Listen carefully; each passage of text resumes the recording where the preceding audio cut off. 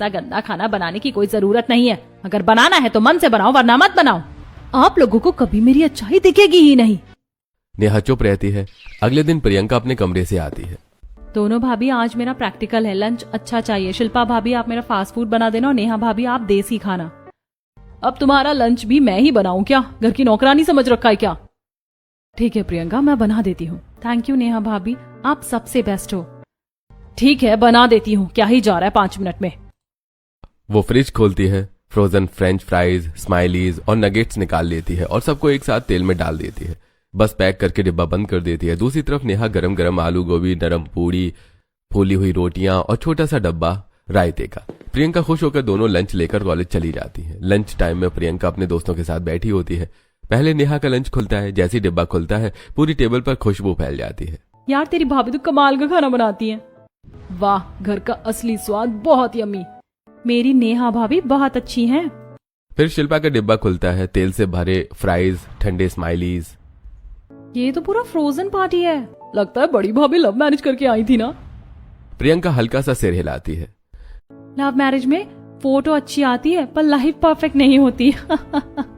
सब हंस पड़ते हैं। प्रियंका को थोड़ा अजीब लगता है पर सच कहीं ना कहीं चुभता है। अगली सुबह घर में हल्की सी भजन की आवाज गूंज रही होती है। नेहा पहले ही उठ चुकी होती है। रसोई में गैस पर 2 अलग अलग कढ़ाई चढ़ी होती है। एक में कम नमक की सब्जी सास कमला देवी के लिए, दूसरी में सब्जी बाकी परिवार के लिए। साथ ही वो ससुर जी की डायबिटीज वाली दवाई निकालकर प्लेट में रखती है। पापा जी पहले दवाई ले लीजिए, फिर नाश्ता कीजिएगा।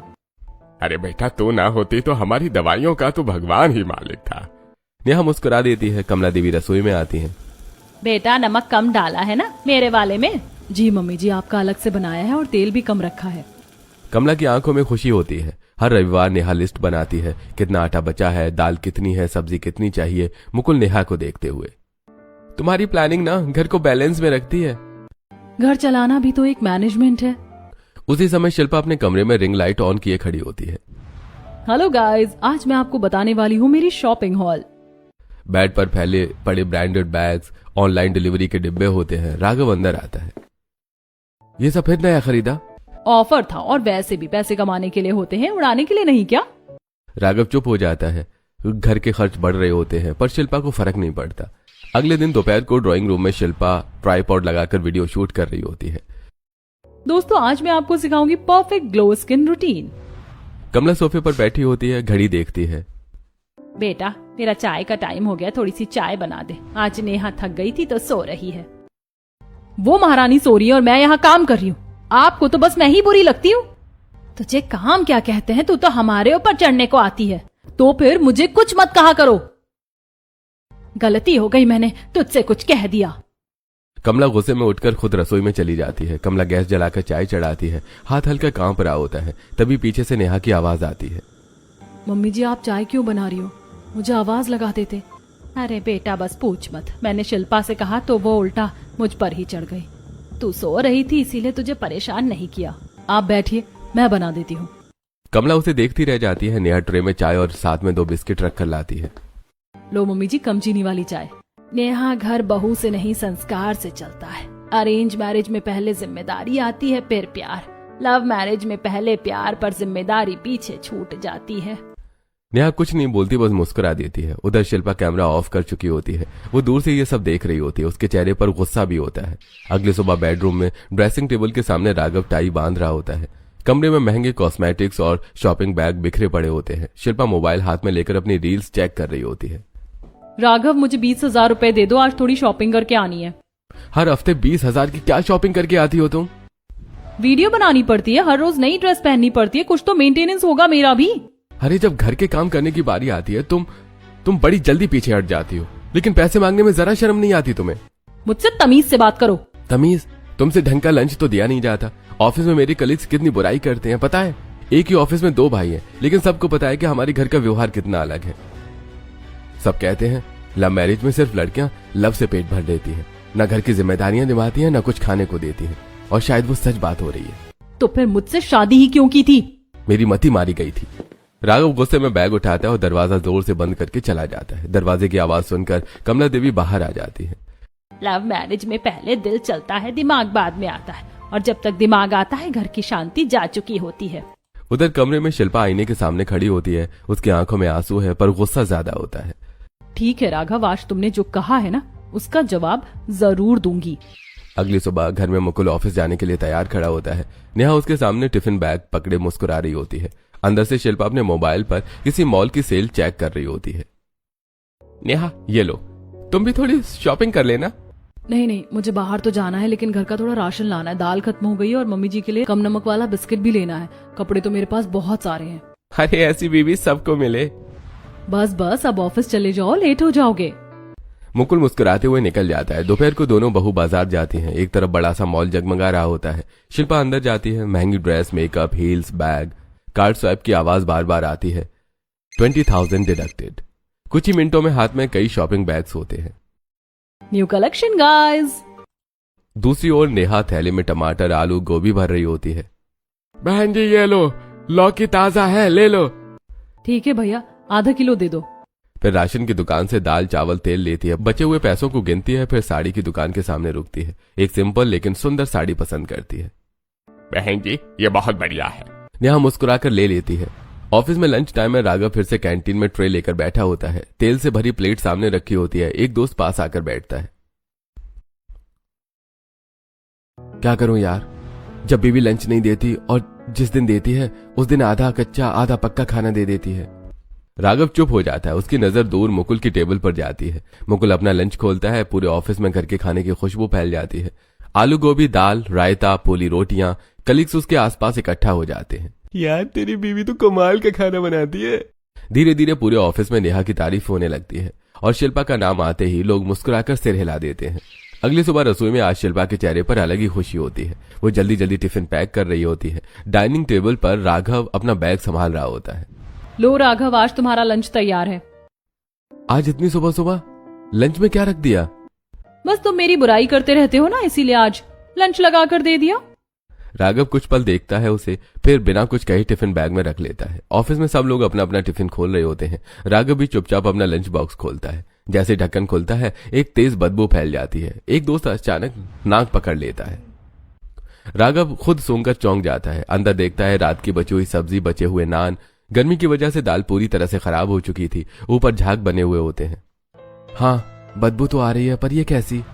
तभी एक दोस्त मजाक में दाल चख लेता है। अगले ही पल चारों तरफ हल्की हंसी फैल जाती है। राघव की आंखें झुक जाती हैं। इंसल्ट साफ दिख रही होती है। राघव अपना टिफिन लेकर एक साइड जाकर बैठ जाता है। चेहरे पर गुस्सा होता है। तुम मुझे बीमार करना चाहती हो ना? ठीक है, आज मैं ये खाना खाकर ही रहूंगा। जब तक मैं बीमार नहीं पड़ूंगा तो मैं चैन नहीं पड़ेगा।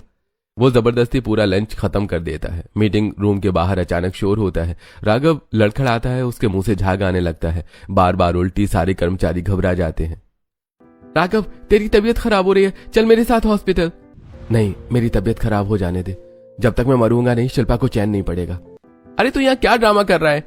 वो क्या तुझे देख रही है? उसके सामने करेगा तो उसे पता चलेगा। अभी चल। राघव जमीन पर गिर जाता है। ऑफिस में अफरा तफरी मच जाती है। किसी ने एम्बुलेंस कर दी। ऑफिस के बाहर एम्बुलेंस की तेज आवाज गूंज रही होती है। मुकुल घबराया हुआ राघव को सहारा देकर अंदर बिठाता है। राघव का चेहरा पीला पड़ चुका होता है। उसके मुंह पर पसीना और कमजोरी साफ दिख रही होती है। मम्मी, जल्दी हॉस्पिटल में आ जाओ। राघव की बहुत तबीयत खराब हो गई है। उसके मुंह से झाग बन रहे हैं और उसे बार बार उल्टी आ रही थी।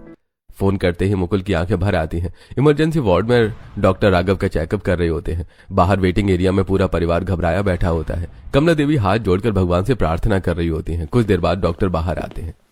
इनके पेट में इन्फेक्शन हो रहा है, साथ ही इन्हें फूड पॉइजनिंग भी है। आप लोग इन्हें बेकार खाना देते हो क्या, या टाइम से खाना नहीं दे रहे? डॉक्टर साहब, जब बहू किसी काम की ना हो तो ऐसा ही होता है। मेरा बेटा दिन रात मेहनत करता है, लेकिन इसे जरा भी शर्म नहीं आती। सबकी नजरें शिल्पा पर टिक जाती हैं। इसमें ऐसा भी क्या हो गया? कैफेटेरिया का खाना पूरी दुनिया खाती है। बाहर का खाना कई दिनों पुराना होता है और ये कई महीनों से रेगुलर बाहर का खाना खा रहे हैं। इसी वजह से इनके पेट में बहुत ज्यादा इन्फेक्शन हो रहा है। अगर ध्यान नहीं रखा तो हालत और खराब हो सकती है। अंदर बेड पर लेटा राघव धीमे से बोलता है। डॉक्टर, सबको पैसे से मतलब है, किसी को सेहत से कोई मतलब नहीं है।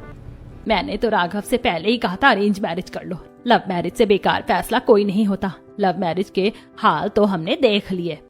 मम्मी, आप सही कह रही हो, अरेंज मैरिज सबसे बेस्ट है। शिल्पा चुपचाप बैठी रहती है, पर उसके चेहरे पर कोई पछतावा नहीं होता। मुकुल अंदर आता है। राघव की आंखों में आंसू होते हैं। भाई तू टेंशन मत ले, सब ठीक हो जाएगा। शादी में थोड़ी बहुत अड़चन आती ही है। भाई तेरी लाइफ सेट है, मेरी नहीं। मुकुल उसका हाथ पकड़ लेता है। अगले दिन घर का माहौल बदला हुआ है। राघव चुप और गंभीर हो जाता है। शिल्पा से वो दूरी बनाता है। सुबह रसोई में नेहा खाना बना रही होती है। राघव अंदर आता है। नेहा, अब से मेरा सारा काम तुम करोगी। जब इस घर में मेरी बेबी को मेरी कोई परवाह नहीं, तो मुझे भी उसकी कोई परवाह नहीं। भैया मैं आपका लंच बना दूंगी, आपको टेंशन लेने की कोई जरूरत नहीं है। राघव चुपचाप सिर हिला देता है। अब से हर दिन नेहा मुकुल के साथ साथ राघव का भी लंच बनाने लगती है। कुछ हफ्तों बाद ऑफिस का वही लंच टाइम होता है, लेकिन आज माहौल बदला होता है। राघव अपनी सीट पर बैठा मुस्कुरा रहा होता है। उसके सामने साफ सुथरा टिफिन रखा होता है, जिसमें गर्मा गर्म सब्जी, फूली रोटियां और हल्का सा सलाद होता है। राघव जैसे ही टिफिन खोलता है, खुशबू फैल जाती है। नहीं यार, आजकल नेहा ही बना रही है मेरा लंच। राघव के चेहरे पर संतोष दिखता है। उसी वक्त शिल्पा सज धज कर ऑफिस आती है। राघव से मिलना है। रिसेप्शनिस्ट अंदर मैसेज भेजती है, जाकर कह दो मैं यहां नहीं हूं। दोस्त थोड़े हैरान होते हैं, लेकिन बाहर जाकर यही कह देते हैं। शिल्पा अपमानित महसूस करती है। राघव घर आता है, सीधे अपने कमरे में जाता है, दरवाजा बंद कर लेता है। शिल्पा बाहर खड़ी रह जाती है। कुछ देर बाद, नेहा मेरे लिए एक कप चाय बना देना। जी भैया। शिल्पा का चेहरा तमतमा उठता है। वो दरवाजा खटखटाती है। तुम मेरे साथ ऐसा क्यों कर रहे हो? मुझे इग्नोर क्यों कर रहे हो? अपने सारे काम नेहा से क्यों करा रहे हो? जैसे तुमने मेरे साथ किया, मैं भी वही कर रहा हूँ।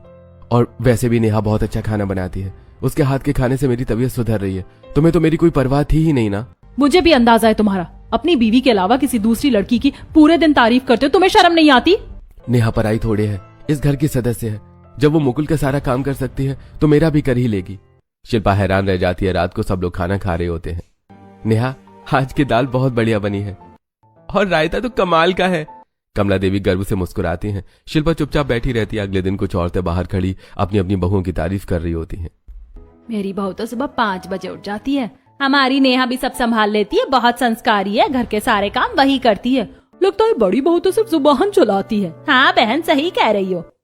पीछे खड़ी शिल्पा सब सुन लेती है। उसकी आंखें भर आती हैं। क्या मैं इतनी बुरी हूँ कि मम्मी को मेरी तारीफ करने में भी शर्म आ रही है? रसोई में नेहा खाना बना रही होती है। शिल्पा अंदर आती है। मेरे पति का कोई काम करने की जरूरत नहीं है और ना उनका खाना बनाने की जरूरत है। आपको तो परवाह है ही नहीं घर में किसी की। अब किसी को तो काम करना पड़ेगा ना।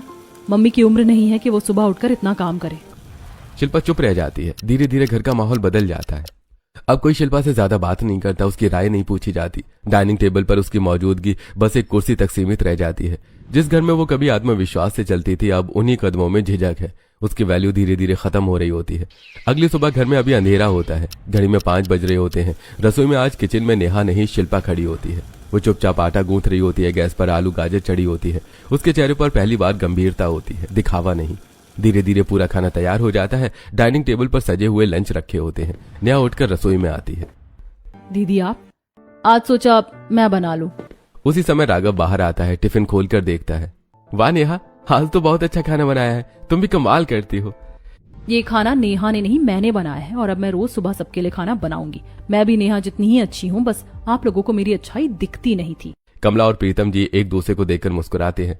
अब शिल्पा रोज सुबह उठने लगती है। कमला की